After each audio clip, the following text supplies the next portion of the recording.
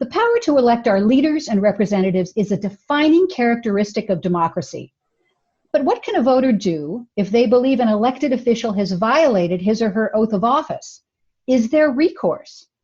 The answer is yes. We have a recall process that is defined in Washington state law.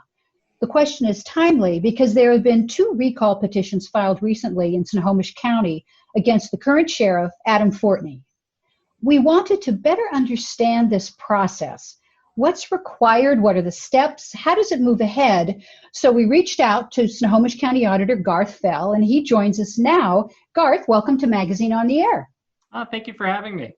We understand you've been getting a number of questions about the recall process. Yes, certainly, and that's actually not unusual. We historically get maybe 1 recall a year that starts, and most of them don't move through the entire process, but it's not uncommon for us to get a recall in the office. Yeah. I'd like to start by looking at the reasons for recall. What does state law tell us about accepted or legally defined reasons to request that an elected official be removed from office? That's a great question. I think there is a misconception that an elected official can be removed for any reason, and that's simply not the case. The recall process has been outlined in both the state constitution and state law, and it says that an elected official can be recalled if they've committed an act or acts of malfeasance or misfeasance, if they violated the oath of their office that they took, or if they've been guilty of any 2 or more acts specified in the Constitution as grounds for recall. So it is pretty specific that the elected official has to have done something to trigger the need to recall them. It's hopeful and encouraging that it is defined and it is bounded in very real ways. So if a citizen feels that one of these criteria has been met, what do they do? What are the steps? Yeah, so it is a pretty prescribed process in state law. Some people believe that in this day and age of Facebook and other ways of sharing information that you can just go out and start a petition online and that's going to be sufficient to move through this process. However, the recall process is very prescribed and there's good reason for that. We want to make sure that the rights of voters who voted it at the original election, that their voice is considered in this process, and it's just not done lightly. So the process starts really with the individual voter in the jurisdiction where this elected official is serving, submitting what's called a recall charge to our office if it's a local office, or if it's an office that files with the Secretary of State's office when they're filing to run for office. Then the recall would be submitted there. So it starts with that typewritten charge. The charge outlines the reasons they believe this person has either committed an act of malfeasance or misfeasance, violated the oath of office, or has been guilty of 2 or more acts specified in the Constitution. So they put together that typewritten charge. And then the next step is that if it's local, we'll receive it in our office and kind of log it in, and then we send it up to the prosecuting attorney's office, where their responsibility is to draft a ballot synopsis. And that ballot synopsis is what will be used to share these concerns with voters who can sign a petition. In addition to giving that recall charge to the prosecuting attorney's office, we also have a legal obligation to serve the elected officials so that they're aware that there's a concern and that there's a charge pending for their recall. So that's really the first step, is coming up with that recall charge, identifying what the elected official has done that's meets the legal standard, and submitting that to the office where the individual filed their declaration of candidacy. And in addition then to creating the ballot measure, they are reviewing the submission to see that it meets the requirements, that it is legitimate. Is that correct? They do a cursory review to make sure that it meets the general requirements to be submitted. And this is interesting, and we'll talk about this as we go to the next step as well.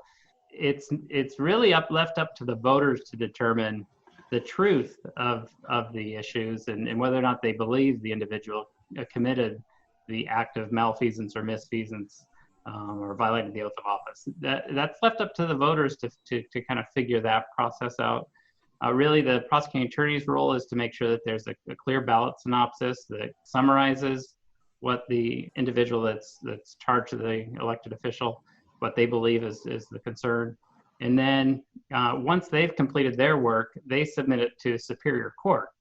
And a judge holds a hearing in which they review that ballot synopsis, and they can get input from the parties as well, the person submitting the charge and the elected official to determine, does that ballot synopsis, is it accurate? Is it an accurate reflection of what was submitted? And Superior Court does a little more thorough review to say, okay, if this action occurred, would it be sufficient for a potential recall? Right. Does it meet that threshold? Does it meet that threshold? But again, they're not determining whether or not it happened and the truth of the issue. It's just whether or not, if it did happen, is that potentially sufficient enough to meet the threshold.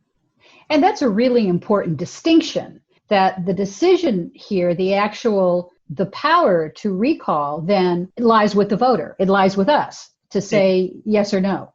That's absolutely right. It continues to lie with the voter, and if you think about it, that seems very appropriate. We elect elected officials, so when you're going through this process, it should be the citizens that are weighing in on whether or not they want to make a change based on this information. So once that petition has been reviewed and the proper language has been written up for a ballot measure, then what happens next? Yeah, there is a slight waiting period in the statute that allows for the elected official or the petitioner to ask the court to reconsider. And then after that waiting period, it's 16 days. If the court has said that they can, individuals can move forward with their recall, they will prepare the petitions and will be able to start circulating those petitions for signature.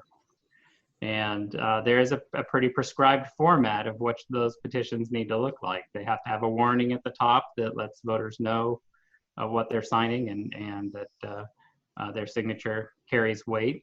And then there's a prescribed set of language that describes how the ballot synopsis should be presented on that petition as well. And so that format is generated by the petitioners, and then they can go circulate signatures. They have, depending on the office, they have up to 6 months to collect signatures for a local office. It's a fairly lengthy time. There are some limits.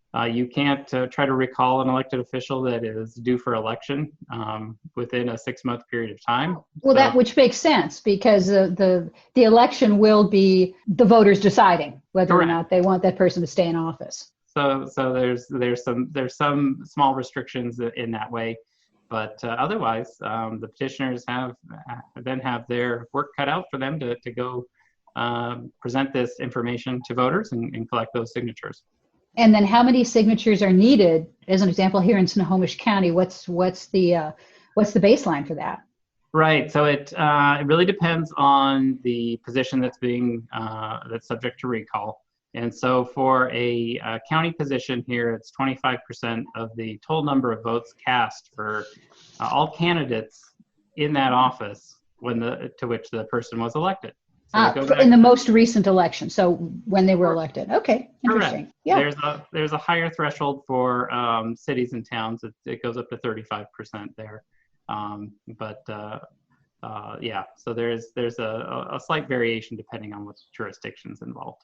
That's interesting. So you have in the larger jurisdiction, it's a smaller percentage, but of course the numbers are still very significant.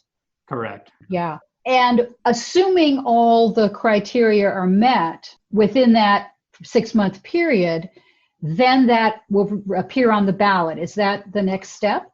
Well, then the next step is that petition will be submitted to our office, and we will check the signatures to make sure that signatures of the voters that have signed match the signature we have on file, and that voter only signed once, not multiple times. Right. And that the total number of signatures that have been validated is sufficient. So at that point, if that is met, then we will identify an election date and call for the election. So you can actually set up a specific election just for that recall issue. Yeah, there is a requirement that the recall be on the ballot within a certain period of time once that sufficiency is met. And so the special election must be held not less than 45 days and not more than 60 days following the certification of the sufficiency of the petition. So provided that it can't fall between the primary and the general. Okay. And if it's within the window of a regularly scheduled election, would it simply be included on that ballot? That's correct. Yeah, we try to line it up with one of those existing elections where we can. But if that doesn't match the timeline, it could be a unique election date specific just for this recall. Yeah, which launches a large amount of work for your office in holding a special election. Yeah. Certainly. Yeah. And the amount of work depends on the jurisdiction and the size of that jurisdiction. But that's another role we play. It moves from recall into our elections responsibilities. Well, it's not a process to be entered into lightly, and it's actually good to hear that there are checks all along the way and some fairly significant bars that you have to leap over in order to pull an elected official out of office. Yes, that's certainly the case. But again, there is a process that allows for it. And so if you can reach that bar, then it would suggest that majority of people are wanting that to be on the ballot and a decision that they can make through the ballot. So yeah. Well, if listeners want to find out more, where would you send them to, in addition to certainly calling or reaching out to you at the auditor's office? I'd suggest taking a look at the Secretary of State's site and seeing what information they have on recalls. And then I always promote going straight to the statutes and the revised Code of Washington. That's what we rely on to determine kind of the legal process here. And so anytime somebody reaches out to our office to say, how do I go through this? I say, you need to go ahead and Google or search on the internet for the RCWs in RCW 29A. .56. There's a whole section that just outlines step by step what you need to do. It's again a very prescribed process and for good reason. Absolutely. Well, thank you for clarifying that and helping us step through it. We so appreciate your professionalism in the office, Garth, and appreciate your time today. Yeah, thank you. And it's always a pleasure, and be happy to come back and talk on other topics as well. It's going to be a busy year. It is going to be a busy year, and we will reach out to you again, guaranteed. And again, for our listeners, we've been talking with Snohomish County Auditor Garth Fell. Thanks so much. Take care. One addendum to our interview with Garth. Following the interview, we reached out to him with this question. How will signatures be collected if we're still in a stay home, stay healthy world? Are there recommended safety precautions being published? And is online signing allowed? And Garth responded in this way. He said, petitions are required to be signed with a wet signature on a petition page and turned in as hard copy pages. We trust that petitioners will follow the safety guidelines that are in effect at the time they collect signatures.